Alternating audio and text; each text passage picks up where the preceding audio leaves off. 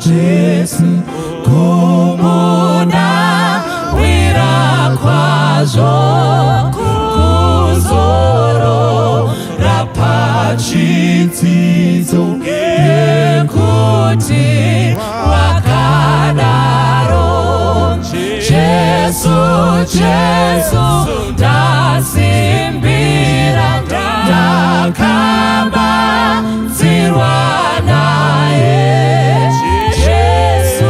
Jesu anondipa moyo kusimbirazve okuna kakuda Jesu ndachena mbero paro ndapona ngekurawira kuna muponesiyo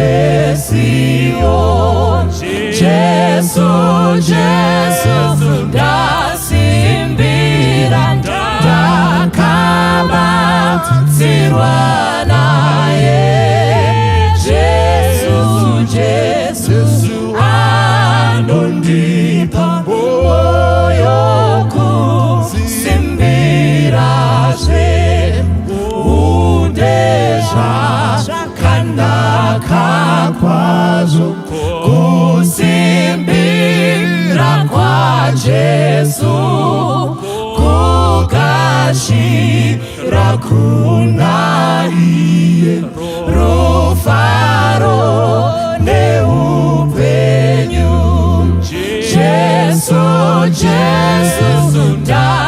ndasimbira ndakabatsirwa naye Jesu anondipa moyo kusimbirazve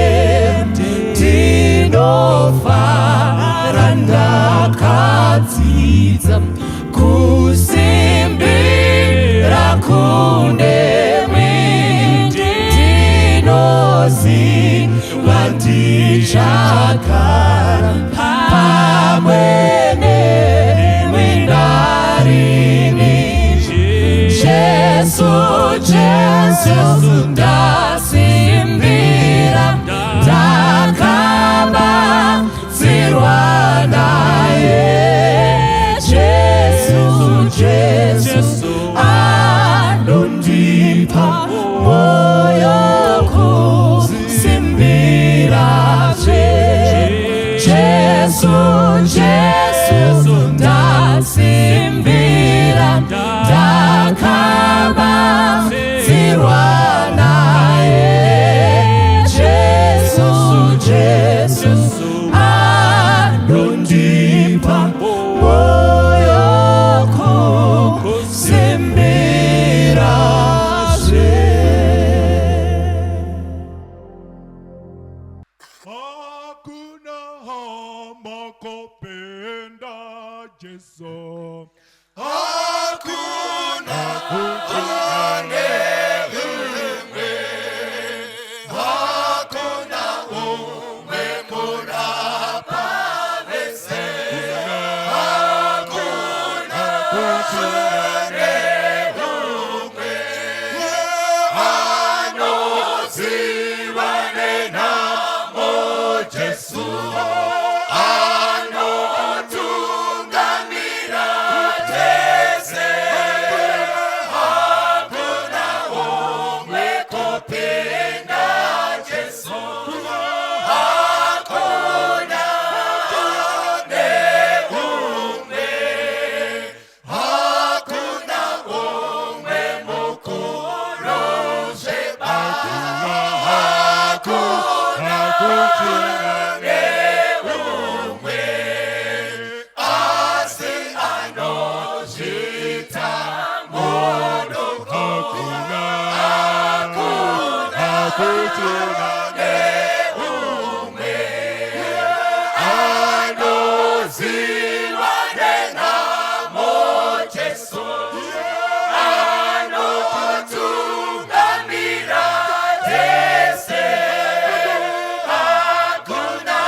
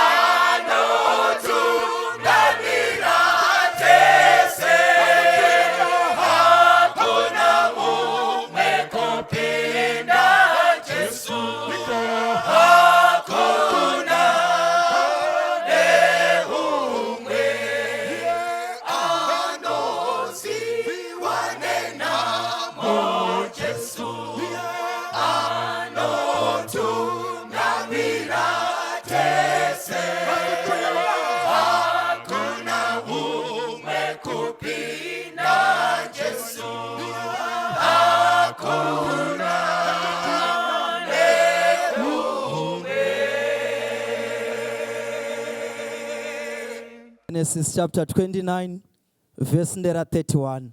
Sika Bible rotiudza pamusoro pemukomana anonzi Jacob. Jacob anotabira mukoma wake udangwe, anotiza kuinda kwa sekuru wake Laban. Sapa anotiza achinda kwa sekuru, anosangana nemusikana anonzi Rachel, mwana wa Laban. Chandodira Bible robudisa pachena kuti musikana anonzi Rachel akanga akanaka. Ipapa rivanzi roti Rachel anga akaita senai, anga akanaka, but Rachel uyu aiva nasisi vake vainzi Leah. Bible rariti Leah anga akashata. Asirotiudza condition yemaziso aLeah yaimudisqualifya pavanhu vakanaka. Chokwadi hacho Leah anga asina kunaka, asandoti anga akashata. Kunaka anga asina, nokuti kuchichangani taichiti chipwili anonzi aiva nemaziso aita senai akaneta, maziso aichema oga. Saka kunaka zvakanga asina kudii, anga asina kunaka. Saka asvika kwa sekuru, agara kwa sekuru. Sekuru anozoti Jacob muzukuru, haungandishandiri mahara, reva mugove waunoda, inini ndichakupa. Saka anoti ndichashanda for 7 years, mobva mandipani nai Rachel, nokuti anga akaita sei, anga akanaka. Ndobva ashanda for 7 years, dzikaita kunge mazuva chinai mashomanene. Apedza kushanda musi wekupiwa mudzimai, pachinambo chekupiwa Rachel wanga ashandira akapiwa ani nai, akapiwa Leah. Kwanzi konai sekuru ndoipi amakuitayo? Kwanzi muzukuru nyauta una kubvunza, syllabus yokwedu haibvumi kuti muduku atangire chinai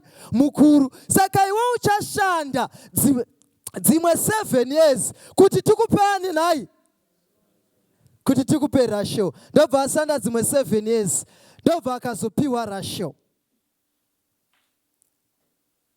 Saka vanhu vanoti Jacob akashandira Leah 7 years, akashandira Rachel 7 years. Hazvina kushata.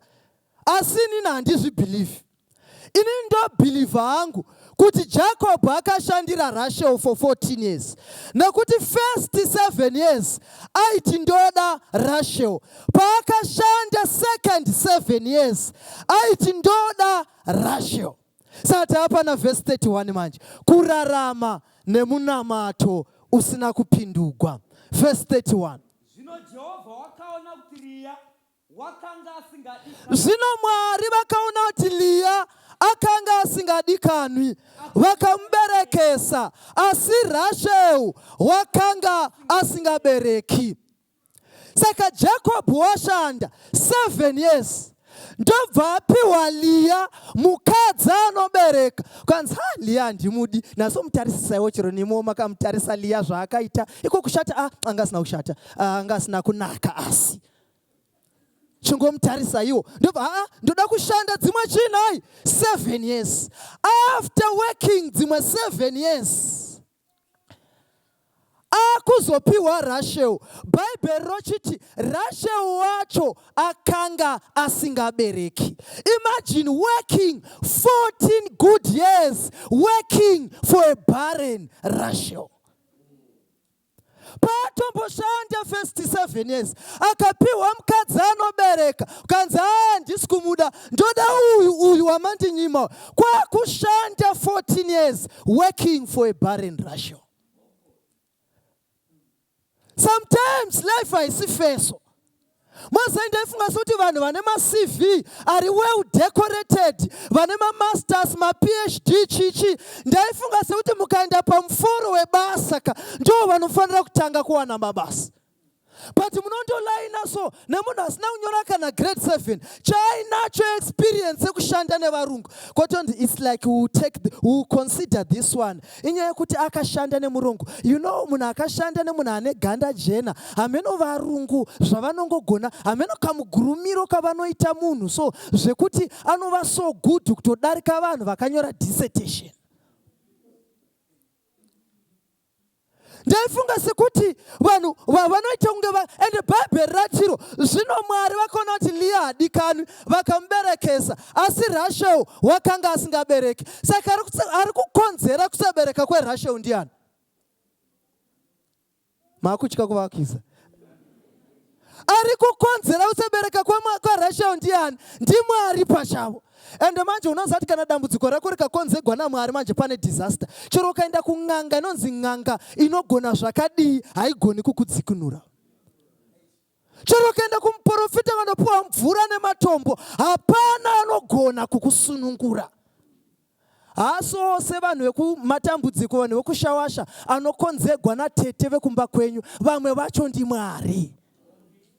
Masati munhu akangogwara asingahwisisiki, vanhu vakutotanga kufunga kuti asi mbuya paya pandakaenda kumusha paya kamhorosero kavakandiita kaya ndakakasuspekta kaya. Munhu kungogwa nedambudziko atione vamwe vakufungira kare. Mwari ndo vanoti aiwa Leah chimbobereka Rasheu chimbomira. Mwari ndo vanovhura nekuvhara misuwo yeupenyu. But isusu totya kuvhurigwa nekuvharigwa nevanhu. Saka Mwari vanoita kuti iye abereke. Chiwa manje verse 31. Verse 32. Leah akava nemimba akabereka mwanakomana akamutumidza zita rekuti Rubheni. Nokuti wakati Jehovha wakaona dambudziko rangu ndirekuti zvino murume wangu uchandida. Mwazati upenyu hwepabarika ndehwecompetition. Pabarika first competition yepabarika ndeye kutobereka. Number 2 gender yevana. Number 3 ma-achievements evana. Saka competition yepabarika ine chekuita nevana chete chete. Saka Leah ari kuti ini nangu ndagara ndisingadiwika but ndabereka. Saka uyu ndamutumidza zita kuti Rubheni nekuti murume wangu achandida. Apa Rasheu apa ndakurova 1-0 ndakubhita. Verse 33. Akava nemimbazve 2-0. Verse 34. Verse 34. Akava nemimbazve 3-0. Verse 35.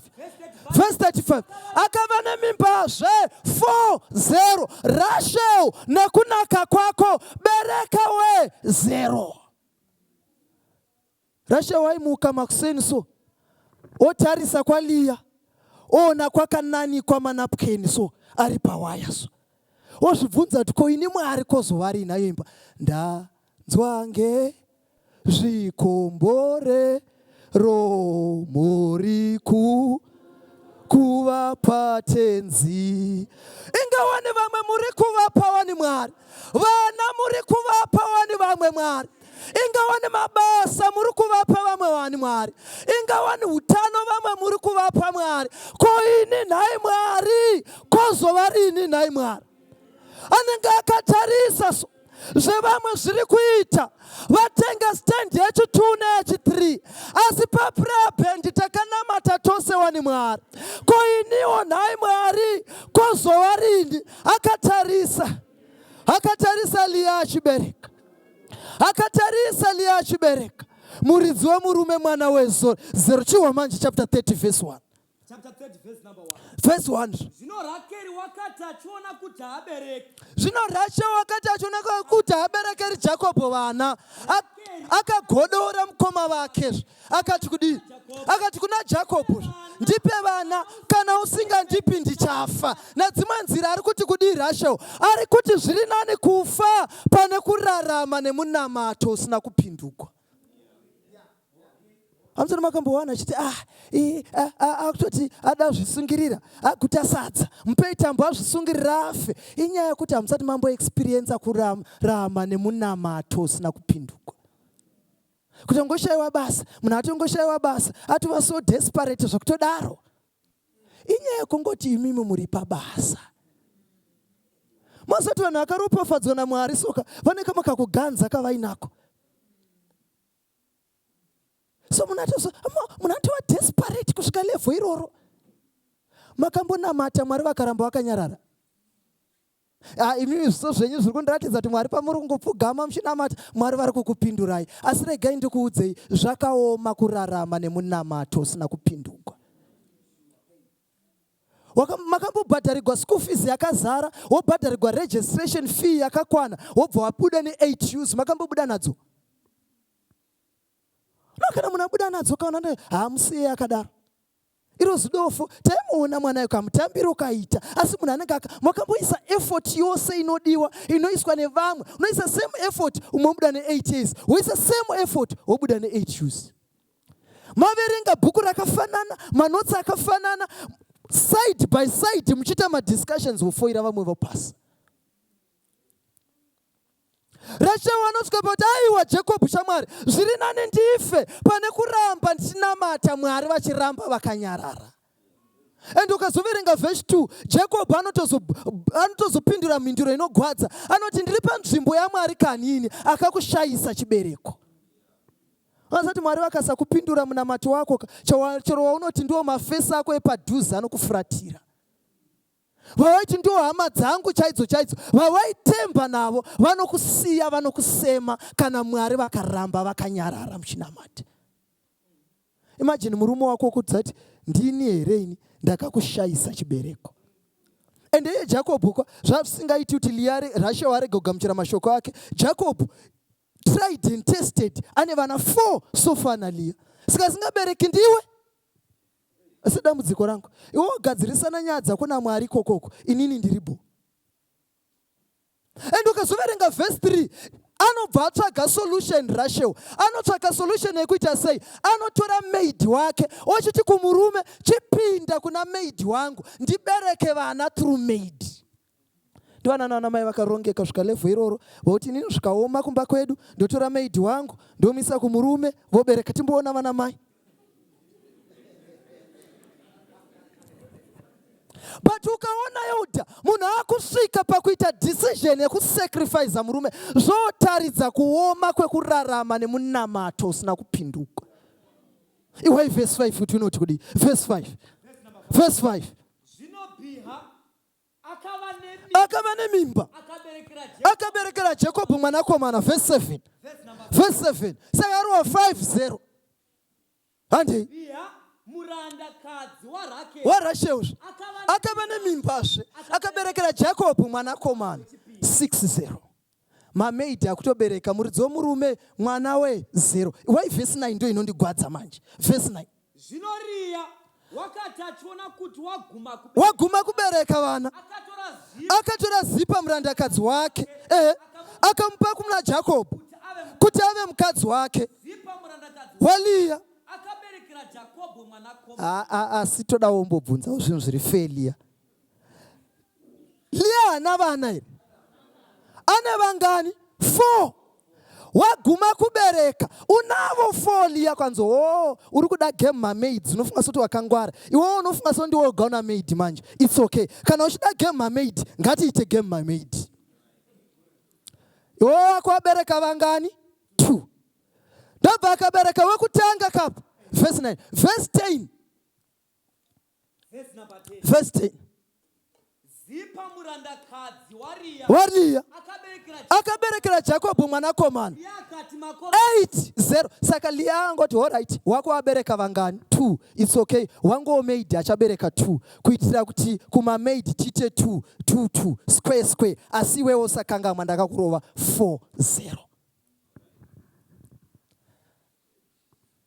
verse 12 verse 12 zipa murandakadzi walia akaberekera Jacobo mwanakomana wechipiri verse 17 ande pana verse 17 zvino Mwari akanzwa Ria aiwa Mwari ndi Mwari avo atigoni kuvatongesa kuvagarisa pasi pastor asi ndokumbira kumbobvunzawo sepfungwawo dzemunhu aifanira kutanga kunzwikwa between Rachel na Lia ndiani nokuti Lia at least atombori ne4 akasvika pakuguma kubereka ndizvoka but uyu asati ambobereka kana 1 Mwari vakuteerera munamato Mwari vakatanga kunzwa Lia ne4 iye akaramba ari pa0 wakamboraramata Mwari vakaramba vakanyarara mwakambonamata munamato wokuita kunge uripindigwa pa next door uchinamatira kuti Mwari ndibetserewo ndiite mwana 1 wepa next door obva kuzati vasikana kwane makorokoto kuno takapiwa matwins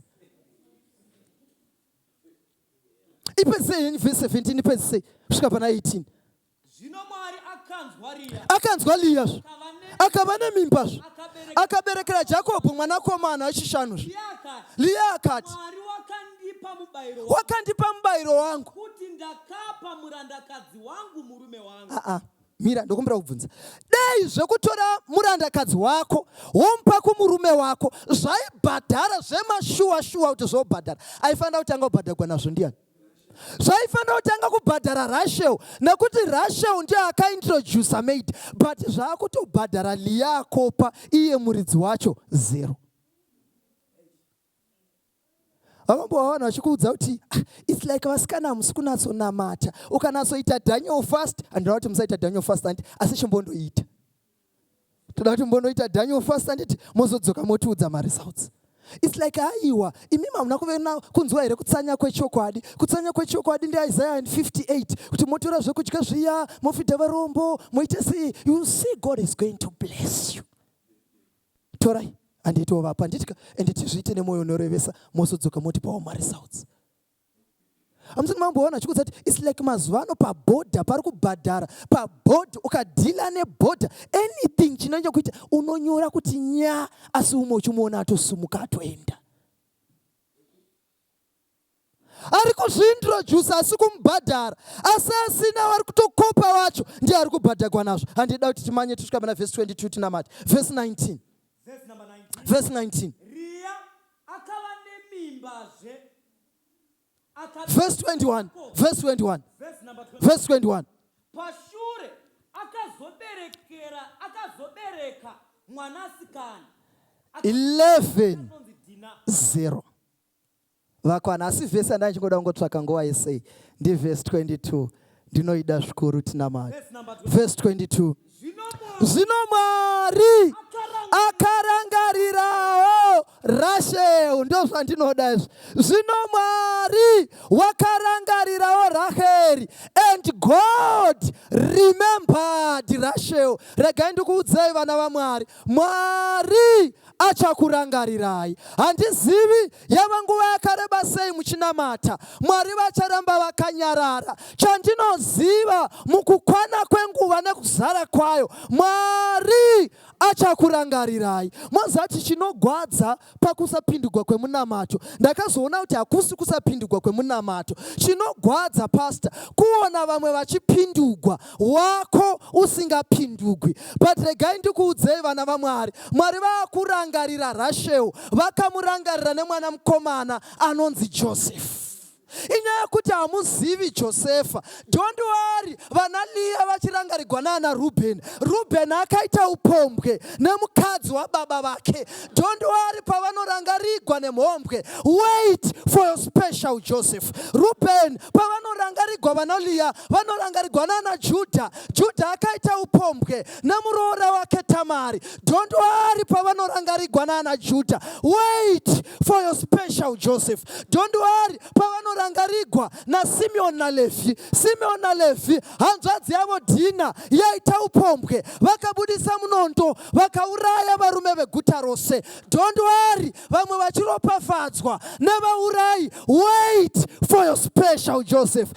Kurota Josefa anoti ndaona mhuri yose vakomana, ndaona madzikoma achiuya achikotama pamberi pangu. Wait for your special Joseph. Mwari vachakurangarirai vana vaMwari. Mwari havarambi vakanyarara pamakore 7 enzara zvaoma. Vose vakazobva nemhuri dzavo vakaenda vakandochengetwa naJosefa. Tora maachievements ava vari 11 womaunganidzapa, wotera maachievements aJoseph ari 1 womamisa apa. Compare the two, unoona kuti by far Joseph anovabhita vose vari 11. Wait for your special Joseph. Mwari vachakurangarirai vana vaMwari. Mwari vachakurangarirai. Pane kama kachirungu kanotiwo, God can be quiet but not silent. Nechishona kana gona mwaza kuti kana foni yangu iyi ndakaisa pa silent, chero wakafona sei hauichirira, asi ndikaibvisa pa silent inogona kusarira. It can be quiet nekuti hapana fona, asi munhu akafona inorira. There is no hope pana quiet, but there is no hope pana silent, but pana quiet kungonyarara kwekanguva, but Mwari vachataura muupenyu hwenyu. Mwari vachakurangarira vana vaMwari. Ndichivhara nzumwe murume anosvika parestaurant. Asvika parestaurant, Pastor Mujeri kunonzi kwanoodha miu yake akanga achida. Apedza kuiodha ndobva andogara pasi. Agara pasi ndobva akatarisa line, akaona umwe achiodha achipiwa achienda. Umwe akapinda akapiwa akaenda. Akapiwa akaenda. Akasimuka neasha. Vanhu imi munozvifambisa sei? Hamundiremekedzi. Ndini ndatanga ndiri number 1 panapa. Ndikaodha miu yangu nanhasi, asi vamwe mhomo yose yauya mumashure mangu yaenda ukanzi senior. Miu yamaodha is a special miu. Patiri tose pano hapana anogona kuibika, hapana anogona kuigadzira. Tatofonera munhu anofanira kuigadzira kuti auye kuzokugadzirirai. Vamaona auya uyo atanga angari pamashure penyu achiri makuseniseni, anga achingodawo machips, tadziisa akasara zuro tikamupa akaenda. Atevera anga achida pai, tadziisa azuro tikamupa akaenda. Yours is a special meal. Wait for your special Joseph. Pastor Chiriga Mkoma, uyai munamata. Varipo ere pakati pedu. Noti Mwari ndipeiwo simba ndigone kumirira nguva yenyu. Ndoda kumirirawo for my special Joseph. Mwari vakurangarira Hana, vakamupa mukomana Sameri, akamira vana vaeri vakuita zvinonyangadza mutemberi. Wait for a special Joseph. Chapuwa one stanza, Pastor vachiuya varipo ere vasumuke vamire netsoka dzavo tiwane nguva yakunamata.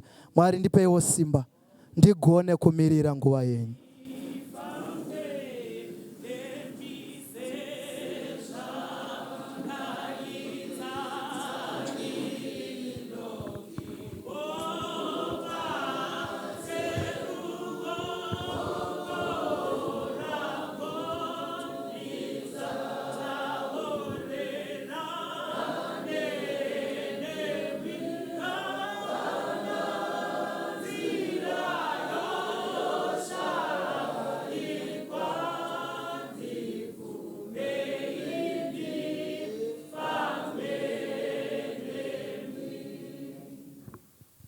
Zvimwe ndisati ndanamata ndingada kuisa shoko iri rekuti Mwari ndiMwari akatarisa urema hwedu huzhinji, isu tichifunga kuti hatina urema hwacho. Saka sekudzidza kwataita panapa, Mwari akadzivisa Rakeri bereka kwamakore osa usikaverenga vana ava unotoona kuti makore mangani musikana uyu akamirira kuita vana asi asina. Dambudziko ratinoita nderekuita shungu, totaura zvisirizvo zvinoita kuti Mwari arebese kana kuti abva atoregedza. Mukufamba kwenguva munamato wako usati wapindurwa, usaupiringidze iwe nekuzotaura zvisirizvo kuti wakambonamata uchiti, but zvawakutaura izvi uri kutopiringisha munamato wakanga wanamata. Zvaita sekuti iwewe wega ndiwe wakanzura anza yanga iripo iri correct. Ndo zvawaita. Saka Mwari achina chekudima chekupindura hapasina, because uyu wakanga wakangoiswawo padelayed match. Zvino uyu wazouya uyu wabva waita kuti uyu ushaye basa. Usapiringidze munamato wawakamboita nemhaka yekuti zvinoita sekuti zvanonoka. Ngadzore uso hwedu tinamate. Baba wedu vari kudenga, toda mutendai tiri pamberi penyu kunzwa imi muchitaura nesu nekurapa kuzhinji maronda emakore namazuva mazhinji, nekurapa nekujekesa zvimwe sei zvichitora nguva yakareba, asi irwo rugwaro ruripo runongoti kumbirai munopiwa, kugudzai munozarurikwa. Uyai kwandiri makaneta makaremegwa, indokupai zororo. Rugwaro rwakajeka rwuripo, haguna kudzimika mukati meshoko renyu, asi mazuva anofamba. Tidzidzisei, hatizivi kaupenyu kairaramiwa naRakeri kumwe kwese kukuchizvariwa. Tizivi kuti akararama upenyu wakaita sei. Bhaibheri rinongozotaura paakati zviri nani ndife hangu, ndo parinongozotaura. Asi kuti ipapa pari kumboitika izvi, aiita sei, aigara akanga akuzvipfigira mumba here, aidini, Bhaibheri haritauri. Chatinoona ndechekuti imi Mwari, even mushungu dzake dzekuti regai ndife, makanga makachengeta iye, makamirira zuva rekuzadziswa kweshungu dzake. Kwete kuzadziswa nekuzvara bedzi, asi kuzadzikisika nekuzvara anokunda vazhinji pakuverengwa. Tinotenda kuti aripo umwe chete wakamira netsoka pamberi penyu imi Mwari. Tizi kuti wakatanga kunamata gore ripi, achinamatira chii. Mudzidzisei kumira nekuvimba nemi pakubereka mumwe verses 11 anokunda 11 sekunge vasina kumbovako. Tinovimba kuti pane wamuchanzwira urombo mukukwana nekuzara kwenguva. Tinonamata muzita raJesu tenzi wedu. Amen. Baba ngisi leta kuwe ungumsizi wena, ngangisi sitanga kuwe inga yanga pina, namhlanje ngiyakholwa uJesu ngifele, wachitha igazi lakhe ukungikhulula. Ngiyakholwa ndodaneni engipha amandlayo, konke ukweswela kwami ugcwaliswa yiyo. Ngalisiwa ukholwa kwami, ivusa amehlo, mangamukeli isipho sami, ngiphiliswe ngaso.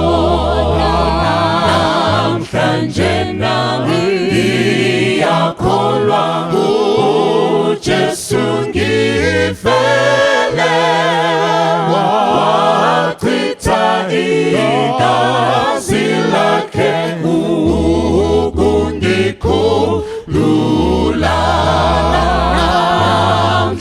Nenangi akolwa Jesu ngifele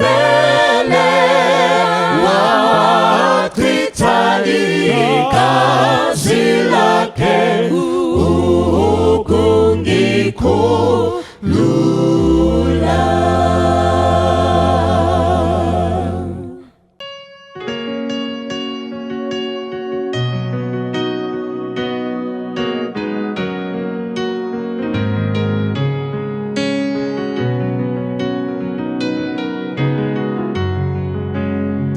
Rukariro oro rwangu rosembire na Kristu hadi wirinde muno asimozita ra Jesu dinomira wakunda Jesu diedomo deyo yangu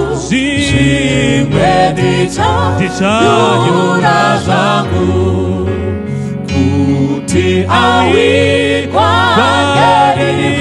titi zake karira upepo uro yesima ruoko rwake dobata dinomira kuna Jesu Diedomo deyo yangu Simwe dichayura zangu Sifungo sikwinile Kulabo abatebile Nangamina Kitangele Jesu ngiza tebile Jesu Kristu itwala Kokunye Kuzodula Kokunye Kuzodula